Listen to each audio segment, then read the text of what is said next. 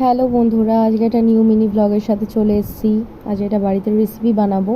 তো জিনিসগুলো কিনতে বেরিয়ে গিয়েছিলাম সন্ধ্যাবেলা। এবার বাড়ি যাব, দিয়ে রেসিপিটা তোমাদের সাথে শেয়ার করব।